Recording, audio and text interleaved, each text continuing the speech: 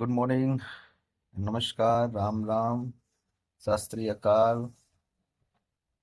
सबसे पहले बता दें, आज जो दिन है वो शुक्रवार है, जिसे कुछ मित्र गुड फ्राइडे भी कहते हैं। तो सुबह के 7:30 बज रहे हैं तकरीबन तकरीबन, और रात से ही बारिश हो रही है। और ये बारिश का जो कारण है वो है बंगाल की खाड़ी से जो मोथा नाम का जो तूफान उठा है, उसी की वजह से हुआ है। और कई राज्यों में, भारत के कई राज्य इससे पीड़ित हैं।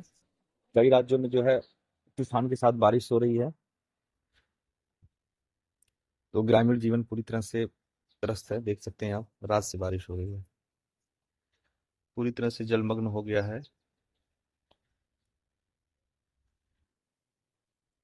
हाँ, यही है मोथा चक्रवात। मोथा हमारे यहाँ एक घास होता है, लगभग लगभग जिसका कोई कह सकते हैं उपयोग नहीं है। जंगली घास है, और उसी के नाम से जो है समुद्र में एक तूफान उठा है, जिसको लोगों ने मोथा के नाम से जाना है। फिलहाल स्थिति जो भी हो, अपने घर में रहें, अपने लोगों के साथ रहें। अभी कहीं घूमने का यदि आप प्लान कर रहे हैं तो ना जाएं, क्योंकि पहाड़ों में लैंडस्लाइड बहुत तेज हो रहा है, जिसे आप भूस्खलन कहते हैं।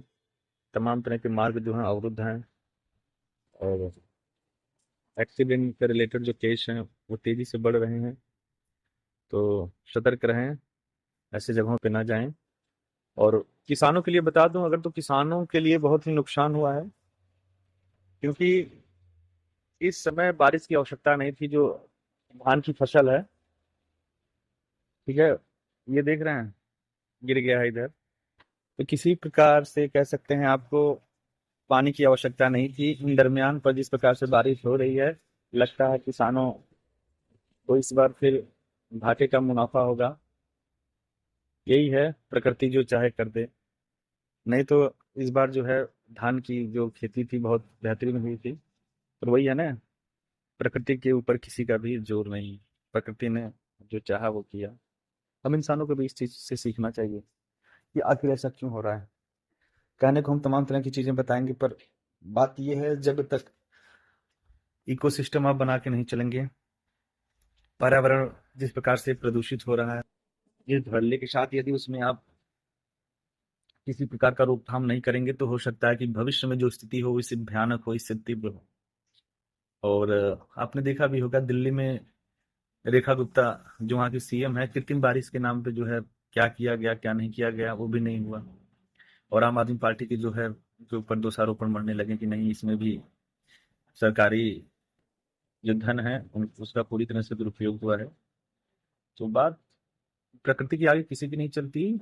यदि आप चाहते हैं जो आगे आने वाली नस्लें हैं उनको हम कुछ दें, एक बेहतरीन एटमॉस्फेयर दें, तो हमें जल्द से जल्द जो है प्रदूषण से रिलेटेड कोई भी चीज़ है जिससे प्रदूषण बूस्ट हो रहा है, बहुत तेजी से बढ़ रहा है, उसे हमें न्यूट्रलाइज करना पड़ेगा। अन्यथा अगर यही स्थिति रही तो पृथ्वी जैसे गोले पर भी जीवन असंभव हो जाएगा, और यहाँ से भी लोग पलायन करके चंद्रमा पे जाएंगे, मंगल पे जाएंगे। पर आपको लगता है अगर इसी प्रकार से प्रदूषण बढ़ा, जब तक हमारी योजनाएं होंगी तब तक हम खत्म हो जाएंगे? क्योंकि मंगल और चंद्रमा पे बस्ती बसाना एक दो दिन का काम नहीं है, ये लंबे समय, बहुत बड़ी योजना है, और इसमें बहुत समय लगेगा।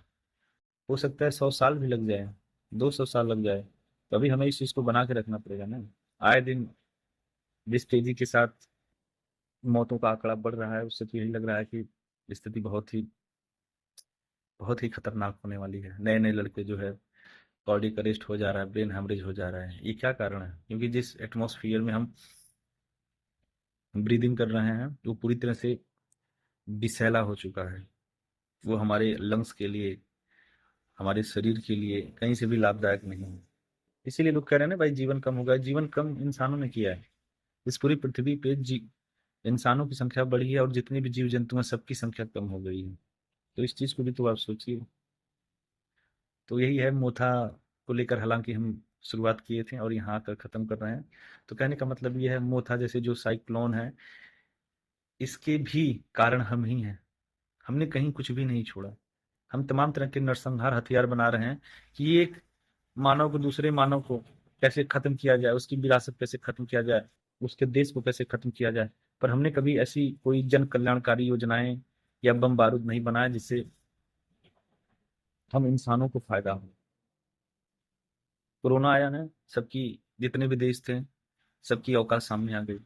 वहां पे तो सबसे ज्यादा मौतें हो गई जो अपने आप में विकसित राष्ट्र, कि हमारे पास जो है हेल्थ के रिगार्डिंग तमाम तरह के इंफ्रास्ट्रक्चर है, उनकी भी पोल खुल गई।